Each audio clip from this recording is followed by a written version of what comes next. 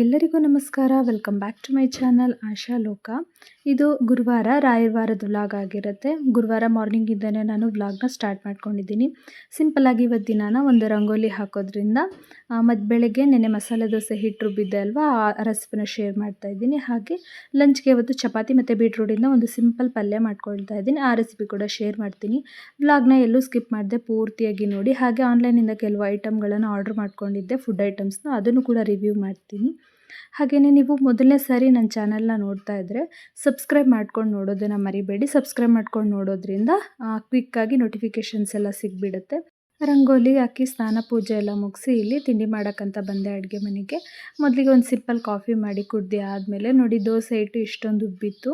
ಅದನ್ನು ಈ ಥರ ದೋಸೆಯಿಂದ ಚೆನ್ನಾಗಿ ಮಿಕ್ಸ್ ಮಾಡ್ಕೊಳ್ತಾ ಇದ್ದೀನಿ. ನಾನು ಇಷ್ಟೇ ಫಾಸ್ಟಾಗಿ ಮಾಡ್ಕೊಳ್ತಾ ಇದ್ದೀನಿ, ಯಾಕಂದರೆ ಉದ್ದು ಸ್ವಲ್ಪ ಅಂದರೆ ಉದ್ದಿನ ಹಿಟ್ಟು ಸ್ವಲ್ಪ ಜಾಸ್ತಿನೇ ಆಗಿತ್ತು. ಆ ಕಾರಣಕ್ಕೆ ಚೆನ್ನಾಗಿ ಮಿಕ್ಸ್ ಮಾಡಿ ಆದಮೇಲೆ ಇದನ್ನು ಒಂದು ಚಿಕ್ಕ ಪಾತ್ರೆಗೆ ಹಾಕ್ಕೊಂಡು, ನಾನು ನೆನ್ನೆನೇ ಇದಕ್ಕೆ ಉಪ್ಪು ಹಾಕಿದ್ದೆ, ಇವಾಗ ಉಪ್ಪು ಏನೋ ಹಾಕೋ ಅವಶ್ಯಕತೆ ಇಲ್ಲ.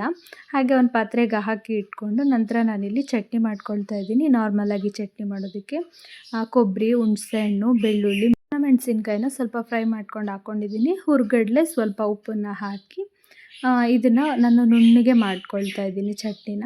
ನಂತರ ದೋಸೆ ಹೆಂಚು ಕಾದಿತ್ತು. ದೋಸೆನ ನೋಡಿ ಒಂದು ಸೌಟಷ್ಟು ಹಿಟ್ಟು ಹಾಕಿದ್ರೆ, ಒಂದು ಕಪ್ಪಷ್ಟು ಹಿಟ್ಟು ಹಾಕಿದ್ರೆ ಸಾಕಾಗುತ್ತೆ. ಇದು ಆಲ್ಮೋಸ್ಟ್ ಒಂದು 5 ಇಯರ್ಸ್ ಹಳೆ ತವ, ಇದು ಪ್ರೆಸ್ಟೀಜ್ದು. ಇದರಲ್ಲಿ ದೋಸೆ ಮತ್ತು ಇದು ತುಂಬ ತಿಕ್ಕಾಗಿರೋದ್ರಿಂದ ರೊಟ್ಟಿ ಮಾಡೋದಕ್ಕೆ ಅಷ್ಟೊಂದು ಚೆನ್ನಾಗಿರುತ್ತೆ. ದೋಸೆನೂ ಕೂಡ ನಾನು ರೇರಾಗಿ ಇದರಲ್ಲೇ ಹಾಕ್ಕೊಳ್ತೀನಿ. ನಮ್ಮಮ್ಮ ಆದರೆ ತುಂಬ ಹಳೆ ಅಂದರೆ ನಾನ್ ಸ್ಟಿಕ್ ತವ ಬರುತ್ತೆ ಅಲ್ವ, ಅದರಲ್ಲಿ ಹಾಕ್ಕೊಳ್ತಾರೆ. ಇದು ಆಲ್ಮೋಸ್ಟ್ ಕಾಸ್ಟ್ ಐರನ್ ಥರನೇ ತವ ಇದೆ. ನಾವು ಈ ತವ ತೊಗೊಂಡಾಗ ಕಾಸ್ಟ್ ಐರನ್ ಆ ಥರ ಏನು ಕಾನ್ಸೆಪ್ಟ್ ಎಲ್ಲ ಏನೂ ಇರಲಿಲ್ಲ. ನಾವು ಕಬ್ಬಿಣದ್ದು ನಮಗೆ ತಿಕ್ಕಾಗಿರೋವಂಥದ್ದು ಮಾರ್ಕೆಟಲ್ಲಿ ಸಿಗಲಿಲ್ಲ. ಅದಕ್ಕೆ ನಾನು ಆನ್ಲೈನಲ್ಲಿ ಇದನ್ನೇ ಆರ್ಡರ್ ಮಾಡ್ಕೊಂಡಿದ್ದೆ. ತುಂಬ ತಿಕ್ಕಾಗಿದೆ, ಅಂದರೆ ಕಾಯೋದಕ್ಕೆ ತುಂಬಾ ಟೈಮ್ ಹಿಡಿಯುತ್ತೆ. ಆಲ್ಮೋಸ್ಟ್ 10 to 15 ಮಿನಿಟ್ಸ್ ತವ ಬಿಸಿ ಹಾಕೋದಕ್ಕೆ ಟೈಮ್ ಹಿಡಿಯುತ್ತೆ. ಬಟ್ ದೋಸೆ ಕೂಡ ಸಿಹಿಯೆಲ್ಲ ಅಷ್ಟು ಚೆನ್ನಾಗಿ ಬರುತ್ತೆ. ದೋಸೆ ಹಾಕ್ಕೊಂಡು ಇದಕ್ಕೆ ಗ್ರೇವಿ ಏನು ಮಾಡೋಕ್ಕೋಗಿಲ್ಲ. ಮಾರ್ನಿಂಗ್ ಸ್ವಲ್ಪ ಟೈಮ್ ಆಗೋಗಿತ್ತು, ಅಂದರೆ ಸ್ವಲ್ಪ ಲೇಟ್ ಆಗಿತ್ತು. ಆ ಕಾರಣಕ್ಕೆ ನಾನು ಸಿಂಪಲ್ ಚಟ್ನಿಗೇ ದೋಸೆನ ಸರ್ವ್ ಮಾಡ್ಕೊಂಡು ತಿಂದೆ. ದೋಸೆ ನೋಡಿ ಮಸಾಲೆ ದೋಸೆ ಥರ ಎಷ್ಟೊಂದು ಕ್ರಿಸ್ಪಾಗಿ ಚೆನ್ನಾಗಿ ಬಂದಿದೆ ಅಂತ. ಹಾಗೆ ಆನ್ಲೈನಿಂದ ಕೆಲವು ಫುಡ್ ಐಟಮ್ನ ಆರ್ಡ್ರ್ ಮಾಡ್ಕೊಂಡಿದ್ದೆ. ಹಳ್ಳಿ ಕಡೆ ಇದು 2 ಡೇಸಲ್ಲಿ, ಅಂದರೆ ಅಮೆಝಾನಲ್ಲಿ ಮಾಡಿಕೊಂಡ್ರೆ 2 ಡೇಸಲ್ಲಿ, ಅಂದರೆ ಬುಧವಾರ ಮಂಗಳವಾರ ಏನಾದರೂ ನಾವು ಆರ್ಡ್ರ್ ಮಾಡಿಕೊಂಡ್ರೆ ಫ್ರೈಡೇ ಡೆಲಿವರಿ ಮಾಡ್ತಾರೆ. ನಾನು ರೆಗ್ಯುಲರಾಗಿ ಮಾಡೋದ್ರಿಂದ ಕ್ವಿಕ್ಕಾಗಿ ಬರುತ್ತೆ. ಯಾಕಂದರೆ ನಮ್ಮ ಮನೇಲಿ ಅಮ್ಮ ಹೊರಗಡೆಯಿಂದ ಅದೆಲ್ಲ ಸಾಮಾನೆಲ್ಲ ತೊಗೊಂಡು ಬರೋಕ್ಕೆ ತುಂಬಾ ಕಷ್ಟ ಆಗುತ್ತೆ. ಆ ಕಾರಣಕ್ಕೆ ಆನ್ಲೈನಲ್ಲೇ ನಾನು ಕೆಲವು ಐಟಮ್ನ ಆರ್ಡರ್ ಮಾಡ್ಕೊಳ್ತೀನಿ. ಕ್ವಿಕ್ಕಾಗಿ ಬೇಕಾಗಿರೋ ಅಂಥದ್ದನ್ನು ಮಾತ್ರ.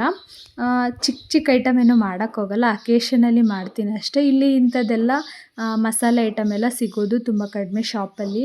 ಮತ್ತು ಲಿಸ್ಟೆಲ್ಲ ಹಾಕಿ ಕಳಿಸಿದ್ರೆ ನಮಗೆ ಬೇಕಾಗಿರೋವಂಥ ಬ್ರ್ಯಾಂಡ್ಸ್ ಅವರು ಕೊಡಲ್ಲ. ಆ ಕಾರಣಕ್ಕೆ ನಾವು ಇದನ್ನು ಆನ್ಲೈನಲ್ಲೇ ಆರ್ಡರ್ ಮಾಡ್ಕೋತೀನಿ. ಇದು ಕೂಡ ತುಂಬ ರೇರಾಗಿ, ಅಂದರೆ 3-4 ಮಂತಿಗಲ್ವಾ, ಆ ಕಾರಣಕ್ಕೆ ನಾನು ಮಸಾಲೆ ಐಟಮ್ಸ್ ಎಲ್ಲ ಇಲ್ಲೇ ಮಾಡ್ಕೋತೀನಿ. ಈ ಪೀನಟ್ ಬಟರ್ಸ್ ಮತ್ತು ಈ ಜಿಂಜರ್ ಗಾರ್ಲಿಕ್ ಪೇಸ್ಟ್ ಕೂಡ ಮಾಡ್ಕೊಂಡಿದ್ದೀನಿ.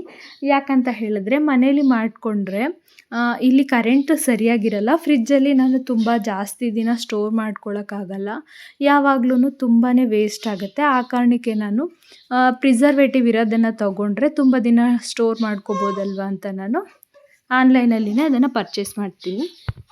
ಹಾಗೆ ಕಾರ್ನೆಲ್ಲ, ಅಂದರೆ ಪಾಪ್ಕಾರ್ನೆಲ್ಲ ಅಮ್ಮ ಒಂದು ಸತಿ ಟೇಸ್ಟ್ ಮಾಡೋಣ ಅಂತ ಹೇಳಿದ್ರು. ನಾನು ಇದೇ ಫಸ್ಟ್ ಟೈಮ್ ಅದನ್ನು ಟ್ರಯಲ್ಗೆ ಅಂತ ತೊಗೊಂಡಿದ್ದೀನಿ.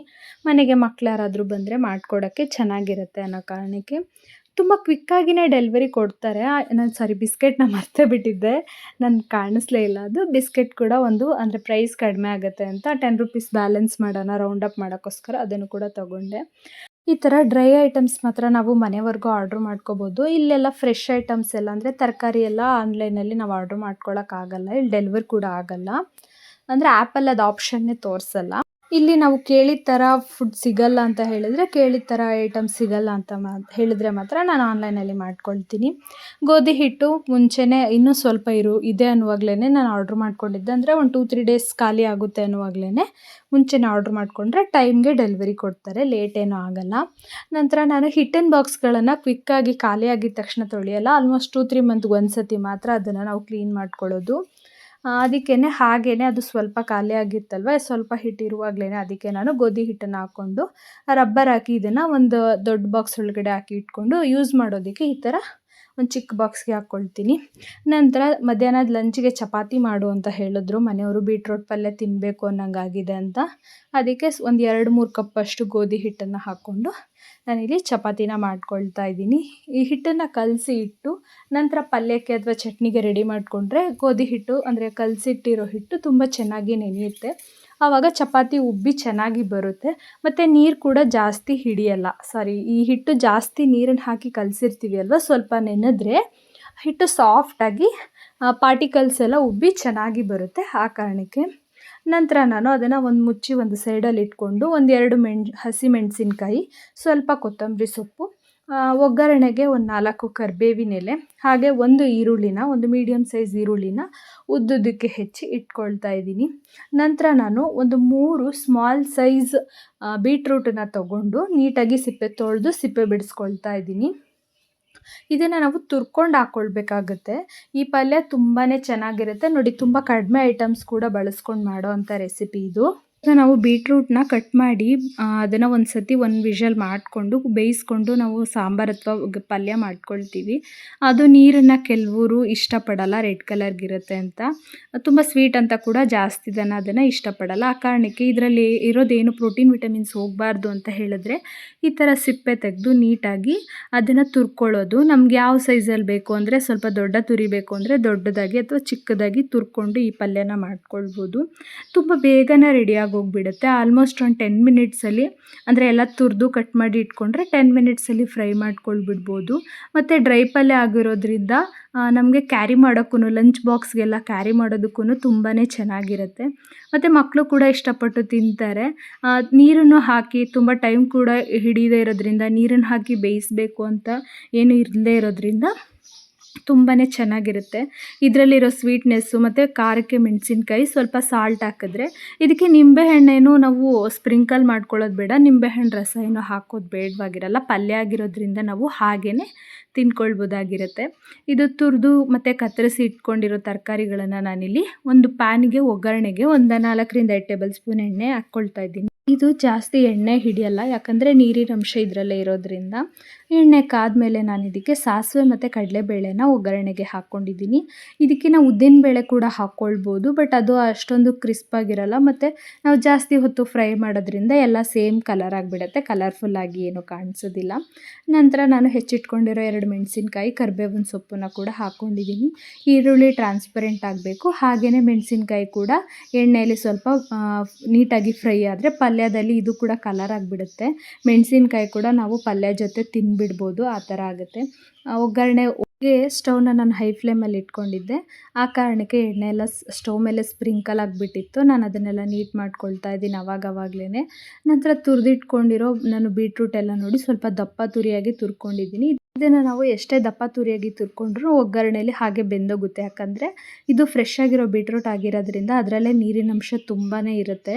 ಆದ್ದರಿಂದ ನೀರು ಅದರಲ್ಲೇ ಇರುತ್ತೆ ಮತ್ತು ಎಣ್ಣೆ ಹಾಕಿರೋದ್ರಿಂದ ತುಂಬ ಫ್ಲೇವರ್ಫುಲ್ಲಾಗಿ ಬೇಗ ಬೆಂದೋಗುತ್ತೆ. ನಾನು ಇದನ್ನು ನೀಟಾಗಿ ಒಂದು ಸರ್ತಿ ಚೆನ್ನಾಗಿ ಮಿಕ್ಸ್ ಮಾಡಿ ಈ ಥರ ಲಿಡ್ಡನ್ನು ಕ್ಲೋಸ್ ಮಾಡಿ ಹಾಗೇ ಬೇಯಕ್ಕೆ ಬಿಡ್ತಾಯಿದ್ದೀನಿ. ನೀವು ಲಿಡ್ಡನ್ನು ಕ್ಲೋಸ್ ಇದು ನೀರು ಕೆಲವರು ಬಾಡೋಗಿರೋದು ಅಂದರೆ ಸ್ವಲ್ಪ ಹಳೇದೇನಾದರೂ ಬೀಟ್ರೋಟ್ ಆದರೆ ಅದಕ್ಕೆ ಸ್ವಲ್ಪ ನೀರನ್ನು ಸ್ಪ್ರಿಂಕಲ್ ಮಾಡ್ತಾರೆ. ನೀರನ್ನು ಸ್ಪ್ರಿಂಕಲ್ ಮಾಡಿದ್ರೆ ಇದರ ಟೇಸ್ಟ್ ಹಾಳಾಗಿಬಿಡುತ್ತೆ. ನಾನು ಒಂದು ಟೈಮ್ ಹಾಗೇ ಬೇರೆ ಯಾರೋ ಮಾಡೋದನ್ನು ನೋಡಿ ಟ್ರೈ ಮಾಡಿದ್ದೆ. ಆ ಥರ ಆದರೆ ಟೇಸ್ಟು ಸ್ವಲ್ಪನೂ ಚೆನ್ನಾಗಿರಲ್ಲ ಮತ್ತು ಚಪಾತಿಗೆ ಅದು ಎಲ್ಲ ಆದಮೇಲೆ ಅಂದರೆ ತಣ್ಣಗಾದ್ಮೇಲೆ ಹಾಕ್ಕೊಂಡು ತಿಂದರೆ ಹಾಗೇ ನೀರು ಥರ ಬರ್ತಾ ಇರುತ್ತೆ ನೋಡಿ. ಅದನ್ನು ನಾವು ಲಿಡ್ಡನ್ನ ಕ್ಲೋಸ್ ಮಾಡಿದ್ರೆ ಅದರಲ್ಲಿ ನೀರು ಸೋರುತ್ತಲ್ವ, ಅದೇನೇ ಸಾಕಾಗುತ್ತೆ. ನಾವು ಎಕ್ಸ್ಟ್ರಾ ಏನೂ ನೀರು ಸ್ಪ್ರಿಂಕಲ್ ಮಾಡೋದು ಬೇಡ. ಇವಾಗ ಪಲ್ಯ ರೆಡಿಯಾಗಿದೆ. ಇದಕ್ಕೆ ನಾನು ಕೊತ್ತಂಬರಿ ಸೊಪ್ಪನ್ನು ಸ್ವಲ್ಪ ಕಟ್ ಮಾಡಿ ಹಾಕ್ಕೊಳ್ತಾ ಇದ್ದೀನಿ. ಹಾಗೆ ಚಪಾತಿ ಹಿಟ್ಟು ಕೂಡ ತುಂಬ ಚೆನ್ನಾಗಿ ನೆಂದಿತ್ತು ನೋಡಿ. ನಾನು ಗಟ್ಟಿಯಾಗಿ ಕಲಸಿದ್ದೆ, ಇವಾಗ ಎಷ್ಟು ತೆಳುವಾಗಿದೆ ಅಂತ. ಇವಾಗ ಅದನ್ನು ಒಂದೇ ಸೈಜಲ್ಲಿ ಉಂಡೆಗಳನ್ನಾಗಿ ಮಾಡ್ಕೊಳ್ತಾ ಇದ್ದೀನಿ. ಒಂದು ಮೀಡಿಯಮ್ ಸೈಜಲ್ಲಿ ಉಂಡೆಗಳನ್ನಾಗಿ ಮಾಡಿಕೊಂಡು ಮೊದಲಿಗೆ ನಾನು ಈ ಥರ ಚಿಕ್ಕದಾಗಿ ಇದನ್ನು ಲಟ್ಟಿಸ್ಕೊಳ್ತೀನಿ. ನಾನು ಸಿಂಗಲ್ ಹ್ಯಾಂಡೆಡಾಗಿ ಇಲ್ಲಿ ಚಪಾತಿನೂ ನಾನೇ ಹೊತ್ಕೊಂಡು ಬೇಯಿಸೋದ್ರಿಂದ ಸ್ವಲ್ಪ ಟೈಮ್ ಹಿಡಿಯುತ್ತೆ. ಮತ್ತು ಈ ಥರ ಫೋಲ್ಡ್ ಮಾಡ್ಕೊಳ್ಳೋದ್ರಿಂದ ಚಪಾತಿ ಚೆನ್ನಾಗಿ ಉಬ್ಬಿ ಲೇಯರ್ ಥರ ಬರುತ್ತೆ ಅನ್ನೋ ಕಾರಣಕ್ಕೆ ಫಸ್ಟು ಚಿಕ್ಕದಾಗಿ ಮಾಡಿಕೊಂಡು ನಾನು ಈ ಥರ ಒತ್ಕೊಂಡು ಅಂದರೆ ಲಟ್ಟಿಸ್ಕೊಂಡು ಅದಕ್ಕೆ ಸ್ವಲ್ಪ ಎಣ್ಣೆನ ಹಾಕಿ ಫೋಲ್ಡ್ ಮಾಡ್ಕೊಳ್ತೀನಿ. ಈ ಥರ ತ್ರಿಭುಜ ಥರ ಕೂಡ ಮಾಡ್ಕೊಳ್ಬೋದು. ಅಥವಾ ನಾರ್ಮಲ್ ಬಾಕ್ಸ್ ಟೈಪಲ್ಲಾದರೂ ಮಾಡ್ಕೊಳ್ಬೋದು. ಇದು ಪರೋಟ ರೇಂಜಿಗೆಲ್ಲ ಏನೂ ಲೇಯರ್ಸ್ ಬರಲ್ಲ. ಬಟ್ ಚಪಾತಿ ಸ್ವಲ್ಪ ಲೇಯರ್ಸ್ ಇದ್ದರೆ ಈ ಥರ ಒಳಗಡೆ ಆಯಿಲ್ ಹಾಕಿ ಎಲ್ಲ ಫಿಲ್ ಮಾಡಿ ಮಾಡಿದ್ರೆ ತುಂಬಾ ಚೆನ್ನಾಗಿರುತ್ತೆ. ಅದಕ್ಕೇನೆ ನಾನು ಯಾವಾಗ್ಲೂ ಫೋಲ್ಡ್ ಮಾಡಿಯೇ ಲಟ್ಟಿಸ್ಕೊಳ್ತೀನಿ. ಫೋಲ್ಡ್ ಮಾಡಿ ಲಟ್ಟಿಸ್ಕೊಳ್ಳೋದ್ರಿಂದ ಚಪಾತಿ ತುಂಬ ಸಾಫ್ಟಾಗಿರುತ್ತೆ ಮತ್ತು ಈವ್ನಿಂಗ್ವರೆಗೆ ಇಟ್ಟರೂ ಕೂಡ ಅದು ಹಾರ್ಡಾಗಿ ಆಗಲ್ಲ. ಆ ಕಾರಣಕ್ಕೆ ಅದನ್ನು ಫೋಲ್ಡ್ ಮಾಡಿ ಸ್ವಲ್ಪ ಆಯಿಲ್ ಹಾಕಿಯೇ ಮಾಡಿಕೊಳ್ಬೇಕು. ಒಂದು ಸೈಡಲ್ಲಿ ಕಾವಲಿನ ಕಾಯಕ್ಕಿಟ್ಟಿದ್ದೆ, ಚಪಾತಿ ಕಲ್ಲನ್ನು, ಅದು ಕೂಡ ಕಾದಿತ್ತು. ಇವಾಗ ಅದು ಕೂಡ ಕಾದಿರೋದ್ರಿಂದ ಅದಕ್ಕೆ ಲಟ್ಸಿರೋ ಚಪಾತಿನ ಅಲ್ಲಲ್ಲೇ ಹಾಕ್ಕೊಂಡು ಅದಕ್ಕೆ ಸ್ವಲ್ಪ ಆಯಿಲ್ನ ಸ್ಪ್ರಿಂಕಲ್ ಮಾಡಿ ಬೇಯಿಸ್ಕೊಳ್ತಾ ಇದ್ದೀನಿ. ಚಪಾತಿ ಬೇಯಿಸೋವಾಗ ಆಯಿಲ್ ಹಾಕಬೇಕು ಅಂತ ಏನೂ ಇಲ್ಲ. ಬಟ್ ನಮ್ಮ ಮನೇಲಿ ಆಯಿಲ್ ಹಾಕಿದ್ರೇ ಇಷ್ಟಪಟ್ಟು ತಿಂತಾರೆ. ಸುಕ್ಕ ಚಪಾತಿ ಮಾಡಿದ್ರೆ ಯಾರಿಗೂ ಅಷ್ಟೊಂದು ಇಷ್ಟ ಆಗಲ್ಲ. ಅದು ನಮಗೆ ಹೇಗೆ ಅಭ್ಯಾಸ ಆಗಿರುತ್ತೆ ಹಾಗೆ. ಫುಡ್ ಐಟಮ್ಸ್ ಎಲ್ಲ ರುಚಿಯಾಗಿದ್ರೇ ತಿನ್ನೋಕ್ಕಾಗುತ್ತೆ. ಆ ಕಾರಣಕ್ಕೆ ನಾವು ಯಾವಾಗ್ಲೂ ಆಯಿಲ್ ಹಾಕಿನೇ ಆಯಿಲ್ ಸ್ಪ್ರೇ ಮಾಡ್ಕೊಂಡಿನೇ ಬೇಯಿಸ್ತೀವಿ. 2 ಕಡೆ ಚೆನ್ನಾಗಿ ರೋಸ್ಟ್ ಮಾಡಿದ್ಮೇಲೆ ಹೀಗೆ ಎಲ್ಲ ಚಪಾತಿಗಳನ್ನು ಒತ್ತಿ ಬೇಯಿಸ್ಕೊಂಡೆ. ನಿಮಗೆ ಈ ವ್ಲಾಗಲ್ಲಿ ಕೂಡ ಕೇಳಿಸ್ತಾ ಇರ್ಬೋದು, ಯಾವಾಗಲೂ ನನ್ನ ವ್ಲಾಗಲ್ಲಿ ಪಕ್ಷಿಗಳ ಸೌಂಡ್ ಕೇಳಿಸ್ತಾ ಇರುತ್ತೆ. ಯಾಕಂದರೆ ನೋಡಿ, ಈ ಥರ ಗುಬ್ಬಚ್ಚಿಗಳು ಮತ್ತು ಕುಟಿಕ ಮೈನಾ ಪಕ್ಷಿಗಳು ನಮ್ಮ ಮನೆ ಅಕ್ಕಪಕ್ಕ ತುಂಬಾ ಇದೆ. ಆ ಕಾರಣಕ್ಕೆ ನನಗೆ ತುಂಬಾ ಇಷ್ಟ ಆಗುತ್ತೆ ಈ ಹಕ್ಕಿ ಸೌಂಡು. ಬೇಸಿಗೆ ಟೈಮಲ್ಲಿ ಈ ಥರ ಪಕ್ಷಿಗಳ ಸೌಂಡು, ಮನೆ ಹೊರಗಡೆ ಒಂದು ಚಾಪೆ ಹಾಸ್ಕೊಂಡು ಮಲ್ಕೊಂಡ್ರೆ ಸ್ವರ್ಗದಲ್ಲೇ ಮಲಗಿದ್ದೀವೇನೋ ಅನ್ನೋ ಥರ ಫೀಲ್ ಆಗ್ತಾ ಇರುತ್ತೆ. ಹಾಗೆ ಇವತ್ತಿನ ಈ ವ್ಲಾಗನ್ನು ನಾನು ಇಲ್ಲಿಗೆ ಎಂಡ್ ಮಾಡ್ತಾ ಇದ್ದೀನಿ. ಈ ವ್ಲಾಗ್ ನಿಮಗೆ ಸ್ವಲ್ಪ ಆದರೂ ಇಷ್ಟ ಆದರೆ ಪ್ಲೀಸ್ ಒಂದು ಲೈಕ್ ಮಾಡಿ. ಹಾಗೆ ನನ್ನ ಚಾನಲನ್ನು ಸಬ್ಸ್ಕ್ರೈಬ್ ಮಾಡ್ಕೊಂಡು ನೋಡೋದನ್ನು ಮರಿಬೇಡಿ. ಫ್ರೆಂಡ್ಸ್ ಆ್ಯಂಡ್ ಫ್ಯಾಮಿಲಿಗೂ ಕೂಡ ಶೇರ್ ಮಾಡಿ. ಹಾಗೆ ನಿಮ್ಮ ಕಮೆಂಟ್ಗಳಿಗೋಸ್ಕರ ನಾನು ಕಾಯ್ತಾ ಇರ್ತೀನಿ. ಹೇಗೆ ನನ್ನ ವ್ಲಾಗ್ ನಿಮಗೆ ಫೀಲ್ ಆಗ್ತಿದೆ ಅಥವಾ ಏನು ಇಂಪ್ರೂವ್ಮೆಂಟ್ಸ್ ಮಾಡಿಕೊಡ್ಬೇಕಂತ ಇದ್ದರೆ ದಯವಿಟ್ಟು ಕಮೆಂಟ್ ಮಾಡಿ ತಿಳಿಸಿ. ಈ ವ್ಲಾಗನ್ನು ಪೂರ್ತಿಯಾಗಿ ನೋಡಿದ್ದಕ್ಕಾಗಿ ಧನ್ಯವಾದಗಳು.